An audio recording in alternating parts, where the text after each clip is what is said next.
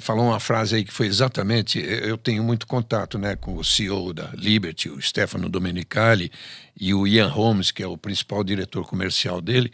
E agora que a gente estava conversando, enfim, se fica ou não fica na Band, independentemente disso, eu disse que se sair da Band, eu queria agradecer a eles tudo isso e dizer que para uma pessoa que viveu 53 anos dentro disso, eu só esperava que para onde for, que tenha uma transmissão à altura, né, que a Fórmula 1 merece. E foi exatamente isso que eles disseram.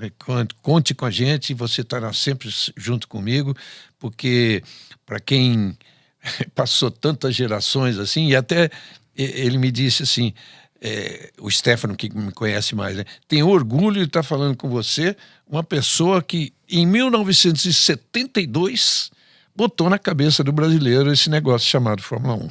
Pô, legal demais. E eu queria já deixar aqui o meu apelo, que era que a Fórmula 1 dê pra você, como deu pro Keith Sutton, aquela credencial eterna. Pô, não é verdade? Eu espero muito isso, mas acho difícil. Mas quem sabe, cara. Ele comentou, eu entrevistei ele esse ano por causa da série Senna, né? E ele comentou que o Bernie deu pra ele. Mas que quando houve a transição pra Liberty, a Liberty honrou. Então pode ser que haja um... Então, o Bernie me deu aquela medalha, né? Quando eu passei de 500 grandes prêmios, tudo, mas a permanente não. Quem sabe agora com o Stefano aí? Mas precisa alguém falar com ele. Não, eu falar fica chato, né? Se eu encontrá-lo, eu falarei. É um racer. Reginaldo, o Papai do Céu, o anjo da guarda, escolheu a mim para ser o cara que vai te entrevistar no dia seguinte de um dos maiores terremotos dos últimos anos. Uma mudança aí sísmica. Você tá há 50 anos fazendo isso, eu tô há 3. Nesses 3, eu vi 3 terremotos. Aquela sucessão, Vettel aposenta, Oscar Piastri anunciado na Alpine, Alonso vai para Aston Martin. No ano passado, Hamilton para Ferrari. E essa agora, que é uma mudança também geracional na Red Bull. Como foi seu dia ontem, acordando? Deve ter sido parecido com o meu, mas como foi seu dia ontem? Todo mundo deve ter te ligado, perguntado, etc. Bom, tudo que eu tinha que fazer no dia, assim, pelo menos até as 2 da tarde, foi suspenso, que eu fiquei lendo tudo, né? Enfim, eu tenho minha opinião, mas mais tarde acho que a gente vai falar sobre isso, né? Mas é uma bomba mesmo. É uma bomba porque o cara, desde 2005 ali, né? 20 anos, ninguém dirigiu uma equipe, ninguém foi chefe esportivo de uma equipe durante tanto tempo, né? Como ele na Red Bull. Responsável, o cara que...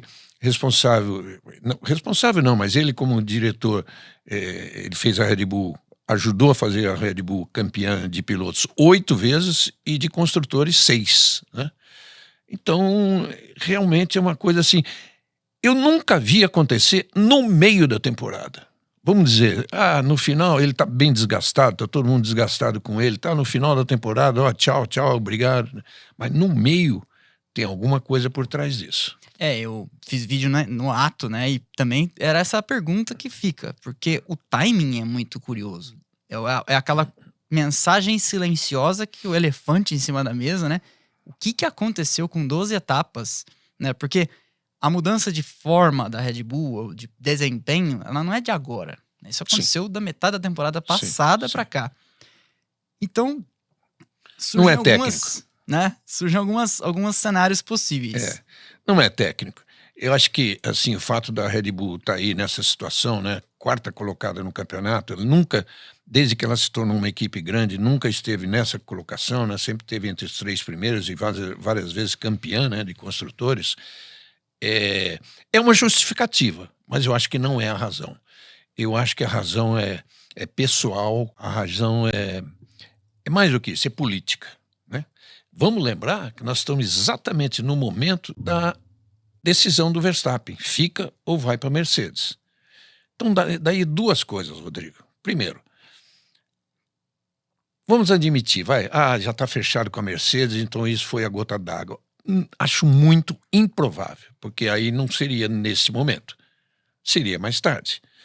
Então eu vejo, pelo contrário, eu vejo que os Verstappen, que faz muito tempo que são inimigos dele, inimigos, enfim, são contrários à permanência dele na Red Bull, do Horner, eles chegaram do Helmut Marko e falaram assim, ó, Marko, Dr. Marko, é o seguinte, estamos aqui, ó, tá só assinar com a Mercedes, está assim, assim, assado, nós temos umas condições para ficar. E entre essas condições, claro que tem um monte de coisas técnicas aí de contratar, já que eles perderam 15 pessoas importantes, né, para as demais equipes, mas pelo menos 3 muito importantes, né? O Adrian Newey, o Jonathan Whitney e o... antes eles tinham um que eu não estou lembrando o nome. Marshall. Rob Marshall. Foi para a McLaren. Então, foram 3 caras fundamentais. Então, eles buscariam 3 caras à altura desses e fora com o Christian Horner.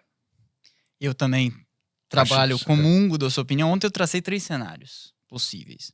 Um é uma história que a imprensa inglesa está comentando, é que em janeiro vem as audiências do processo. Também. Daquela história. E a Red Bull gostaria de não ver isso explodir de novo na sua cara. Sim. E aí outras 2 que eu pensei.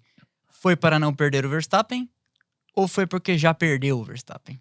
Né? São 3 linhas mestras, você como bom jornalista deve ter pensado também.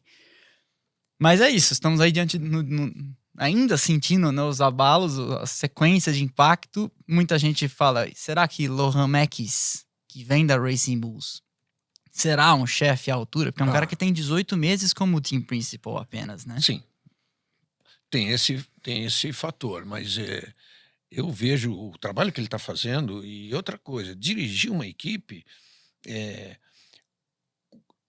a equipe, o funcionamento, o rendimento da equipe depende do projetista, depende da qualidade dos mecânicos, da qualidade dos chefes de mecânicos, qualidade dos pilotos. Então, o dirigente, ele só tem que saber organizar isso bem e fazer com que a equipe tenha um bom ambiente, né, no tratamento de um com o outro. Isso ele sabe fazer. Não é outros sabem fazer, mas ele demonstrou que sabe fazer melhor do que todos. Imagine, a Racing Bulls passou por momentos esse ano, né, de demitir gente, de sair, entrar, substituir, e ele manteve ali tudo bem, fazendo um comportamento na pista espetacular, ultimamente do Lawson e do Hadjar desde o começo do campeonato. Então eu acho que ele tem todas as condições, sim. Acho que o fato de ter só 18 meses nessa função, mas ele é um engenheiro, primeiro, né? Não é simplesmente um administrador, então ele é gabaritado em outros setores que uma equipe necessita disso.